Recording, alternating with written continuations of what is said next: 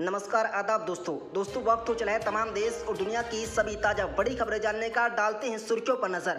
दोस्तों यूपी में फिर होगा उपचुनाव, राज्य चुनाव आयोग शुरू की तैयारी, जुलाई में हो सकता है मतदान।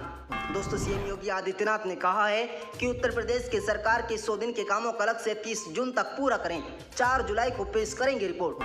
दोस्तों पूर्व सपा विधायक रामेश्वर सिंह और भाई की 7 बीघा जमीन कुर्क कर दी गई है। अब तक 40 करोड़ की संपत्ति हो चुकी जब्त। जहां दोस्तों आपको बता दें मुजफ्फरनगर में पीएनबी के शाखा प्रबंधक गिरफ्तार कर लिए गए, 39 लाख का फर्जी चेक किया था पास। दोस्तों कोलंबिया की जेल में लगी भीषण आग, 51 कैदियों की मौत, 24 घायल हो गए हैं। दोस्तों चुनाव के हार के बाद अखिलेश यादव के बचाव में उतरी पल्लवी पटेल, ओम प्रकाश राजभर को भी दिया जवाब। दोस्तों जेल में बंद कैदियों के हुनर का जवाब नहीं, किसी ने शानदार पेंटिंग बनाई तो कोई आत्मनिर्भर बन गया। दोस्तों जीएसटी परिषद की 47वीं बैठक का आज होगा समापन। जानिए क्या है जीएसटी परिषद और क्यों की गई इसकी स्थापना।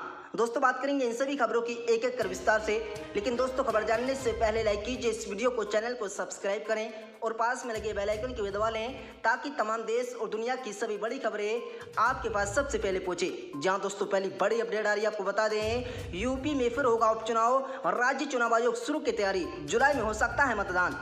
दोस्तों मुरादाबाद जिले में रिक्त हुए पंचायतों के पदों पर उपचुनाव होना है, इसके लिए राज्य चुनाव आयोग ने तैयारियां शुरू कर दी हैं। दोस्तों उपचुनाव कराने के लिए आयोग ने 8 जुलाई तक रिपोर्ट मांगी। जिला पंचायत राज अधिकारी ने इसी क्रम में ब्लॉकों से पंचायतों के रिक्त पदों की सूची मांगी है। पंचायतों के रिक्त पदों की सूची आयोग को भेजी जानी है। दोस्तों विकास खंड भगतपुर टांडा क्षेत्र की ग्राम पंचायत बुढ़ानपुर निवासी आमना पत्नी रफीक ने एसडीएम कोर्ट में याचिका दायर करके बुढ़ानपुर की निर्वाचित प्रधान कुमारी तरुण पुत्री पप्पू ने कुटरचित दस्तावेज तैयार कराकर खुद को बालिग बताकर चुनाव लड़ा था। उसने अपने आधार कार्ड से छेड़छाड़ कराई, फर्जी आधार कार्ड बनवाकर उसमें अपने पिता को ही पति दर्शा दिया। दोस्तों जांच में सभी आरोपी सही पाए गए। दोस्तों इसी पर एसडीएम प्रशांत तिवारी ने प्रधान को अयोग्य घोषित करते हुए पद से हटा दिया है। इस तरह प्रधान पद रिक्त घोषित हो गया। इसके अलावा एक बीडीसी सदस्य की मृत्यु के बाद उपचुनाव होना है। दोस्तों कई ग्राम पंचायत सदस्यों के पद भी रिक्त हैं। जिला पंचायत राज अधिकारी आलोक कुमार प्रियदर्शी ने बताया कि सभी ब्लॉकों से पंचायतों के रिक्त पदों की सूची मांगी गई है। दोस्तों सूची मिलने के बाद आयोग को सूचना भेजी जाएगी। बुढ़ानपुर के गांव के प्रधान का पद भी रिक्त है, यहाँ भी चुनाव कराने के लिए नाम भेजा जाना है। दोस्तों इसके अलावा और जिस पंचायत में चुनाव होना है वहां भी करा लिया जाएगा। दोस्तों कुमार एडवोकेट ने अधिकारियों से शिकायत में कहा है कि वे ग्राम हरदियापुर, खड़गपुर और पाजे के प्रेमपाल ने प्रधान पद के लिए नामांकन करते समय जो शपथ पत्र दिया था उसमें उसके खिलाफ मुकदमा लिखे होने की जानकारी नहीं दी गई है। जहां दोस्तों अगली बड़ी अपडेट आ रही है, आपको बता दें सीएम योगी आदित्यनाथ ने कहा है कि उत्तर प्रदेश सरकार के 100 दिन के कामों का लक्ष्य 30 जून तक पूरा करें, 4 जुलाई को पेश करेंगे रिपोर्ट। दोस्तों उत्तर प्रदेश के मुख्यमंत्री योगी आदित्यनाथ ने राज्य सरकार के पहले 100 दिन का कार्यकाल आगामी 5 जुलाई को पूरा होने के संबंध में निर्धारित लक्ष्यों की पूर्ति आगामी 30 जून तक करने का दिशा निर्देश दिए हैं। दोस्तों योगी सरकार अपने शुरुआती 100 दिन के कार्यकाल के कामकाज का रिपोर्ट कार्ड आगामी 4 जुलाई को राज्यव्यापी स्तर पर जनता के बीच पेश करेगी। दोस्तों मुख्यमंत्री कार्यालय के सूत्रों ने मंगलवार को बताया कि विभागीय की जारी निर्देशों में योगी ने कहा है कि जनता जनार्दन के आशीर्वाद से गत मार्च में राज्य सरकार के दूसरे कार्यकाल की शुरुआत हुई थी। सरकार के गठन के उपरांत सभी विभागों के लिए प्राथमिकता के आधार पर शुरुआती 100 दिनों, 6 माह, 1 वर्ष, 2 वर्ष और 5 वर्ष की कार्य योजना तय की गई थी। दोस्तों पहले 100 दिनों का लक्ष्य प्रत्येक दशा में 3 जून तक पूर्ण कर लिया जाएगा। साथ ही उन्होंने मुख्य सचिव स्तर से इसकी विभागीय समीक्षा कर अद्यतन रिपोर्ट प्रस्तुत करने को भी कहा है। गौरतलब है कि योगी सरकार के दूसरे कार्यकाल के शुरुआती 100 दिन आगामी 5 जुलाई को पूरे होंगे। इस अवसर पर 4 जुलाई को मुख्यमंत्री स्वयं लखनऊ में एवं सभी मंत्रीगण तथा जनप्रतिनिधि जनता के बीच सरकार के कामकाज का रिपोर्ट कार्ड पेश करेंगे। योगी ने कहा है कि संवाददाता सम्मेलन के माध्यम से सरकार अपने संकल्पों के कार्यक्रम से अब तक हुई कार्यवाही की प्रगति से जनता को अवगत कराएगी। दोस्तों उन्होंने कहा कि विभागीय मंत्री अपनी उपलब्धियों का वितरण जनता के समक्ष प्रस्तुत करेंगे, साथ ही अगले 6 माह के लक्ष्य के बारे में जानकारी देंगे। मंडलों के प्रभारी मंत्रीगण अपने प्रचार के मंडलों की जनता के बीच जाएंगे।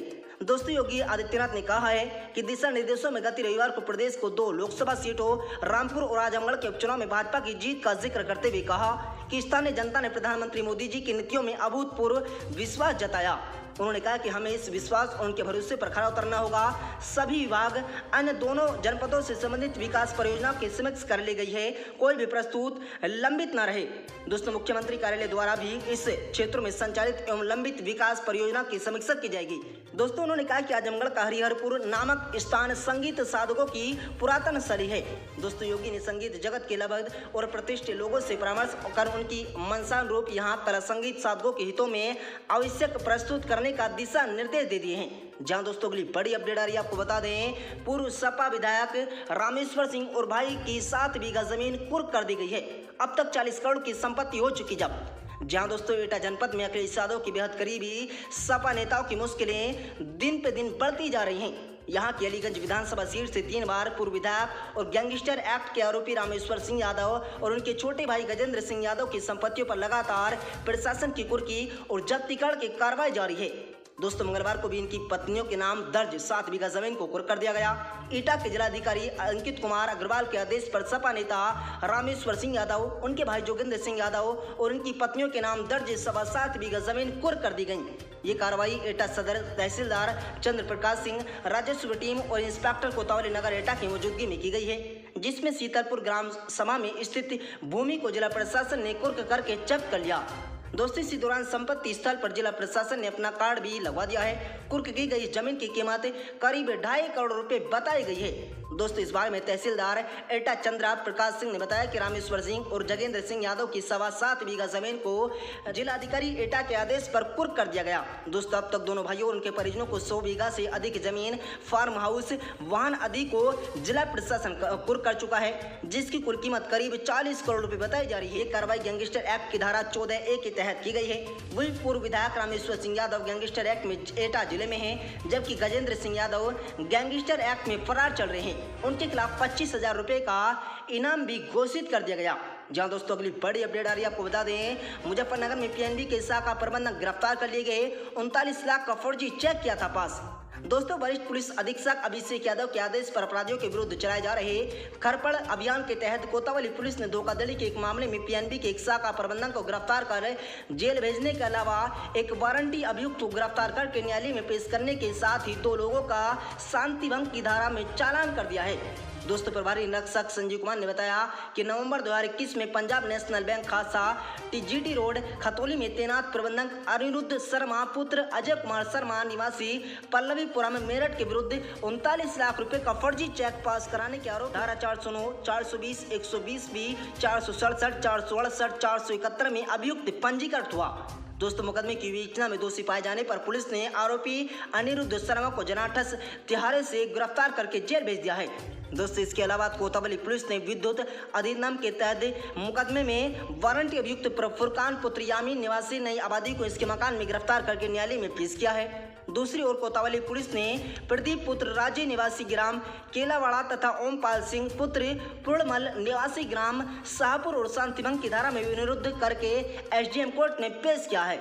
जहां दोस्तों अगली बड़ी अपडेट आ रही है, आपको बता दें कोलंबिया की जेल में लगी भीषण आग, 51 कैदियों की मौत, 40 घायल।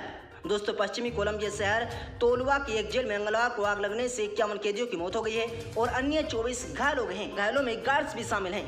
जहां दोस्तों आपको बता दें हादसा तब हुआ जब कैदियों ने दंगा कराने के बाद गद्दों में आग लगा दी। CNN की रिपोर्ट के अनुसार मंगलवार सुबह तड़के एक भीड़ भाड़ वाली कोलंबिया जेल के अंदर आग लगा दी गई। कोलंबिया के न्याय मंत्री विल्सन रूइज ने प्रेस कॉन्फ्रेंस में कहा है कि लगभग 2 बजे स्थानीय समयानुसार कैदियों के बीच लड़ाई हुई और एक कैदी ने विवाद के दौरान एक गद्दे में आग लगा दी, जिसके बाद आग की लपटें पूरे जेल में फैल गई हैं। जहां दोस्तों अगली बड़ी अपडेट आ रही है, आपको बता दें उपचुनाव में हार के बाद अखिलेश यादव की बचाव में उतरी पल्लवी पटेल, ओम प्रकाश राजभर को भी दिया जवाब। जहां दोस्तों आपको बता दें आजमगढ़ और रामपुर उपचुनाव में समाजवादी पार्टी गठबंधन की हार के बाद राजनीतिक बयानबाजी लगातार तेज होती जा रही है। सुबह सपा प्रमुख ओम प्रकाश राजभर ने अखिलेश यादव को एसी कमरों से बाहर आने की नसीहत दी।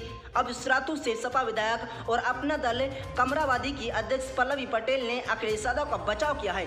उप राजभर से एसी कमरे वाले बयान पर पल्लवी पटेल ने कहा कि यह उनका व्यक्तिगत सुझाव हो सकता है या फिर व्यक्तिगत टिप्पणी हो सकती है, लेकिन मुझे लगता है कि पूरे विपक्ष को ऐसे कमरों से बाहर निकालकर सड़कों पर आना चाहिए। विपक्ष के लोगों और देश के मुद्दे को सरकार के सामने उठाना चाहिए। वहीं आजमगढ़ चुनाव में हार पर सपा विधायक ने कहा है कि चुनाव में हार और जीत तो होती रहती है। चुनाव है तो किसी को हारना तो पड़ेगा ही और कोई तो जीतेगा, लेकिन ज्यादातर उपचुनाव में सत्ता पक्ष ही विजय होती आ रही है। ऐसा ही पहले देखने को मिला।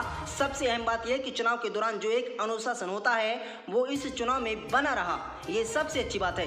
दोस्तों हालांकि यूपी राजभर ने अपनी बात को एक बार फिर से दोहराते हुए कहा है कि जब तक हम अखिलेशादों को एसी से बाहर नहीं निकालेंगे हम उनसे मिलने 5-6 दिन बाद जाएंगे।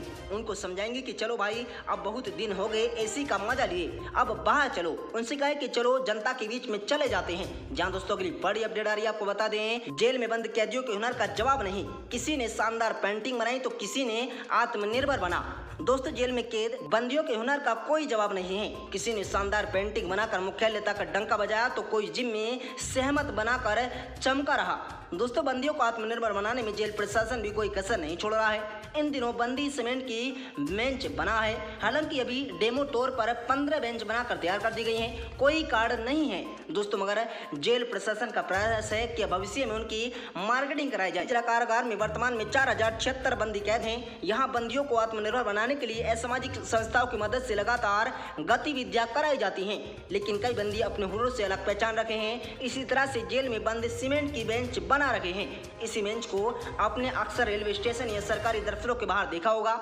वर्ष 2018 में बंदियों ने इन बेंचों को बनाया था। उस समय करीब 100 बेंच बनाए नगर निगम बरेली, 10 बेंच न्यायाधीश अस्पताल में भेजी गई। दोस्तों इस बेंच की कीमत करीब 3500 रुपए थी, लेकिन कोरोना काल के चलते ये काम बंद हो गया। अब अप्रैल से फिर से बंदियों ने बेचना शुरू कर दिया है। डिप्टी जेलर आफ्ताब अंसारी ने बताया कि अभी टैमो के दौर पर 15 बेंच बनाई है। दोस्तों इन सभी खबरों की सच सबसे तेज पुष्टि नहीं करता है, बल्कि इन सभी खबरों को डेली हंट के माध्यम से आदर्श वेबसाइट पर दिखाया गया है। आपकी क्या इन सभी खबरों को जानकर आप अपनी राय कमेंट बॉक्स में दें। आपको वीडियो अच्छे लगे तो इस वीडियो को लाइक शेयर करें। मिलते हैं दोस्तों अगली बड़ी खबर में।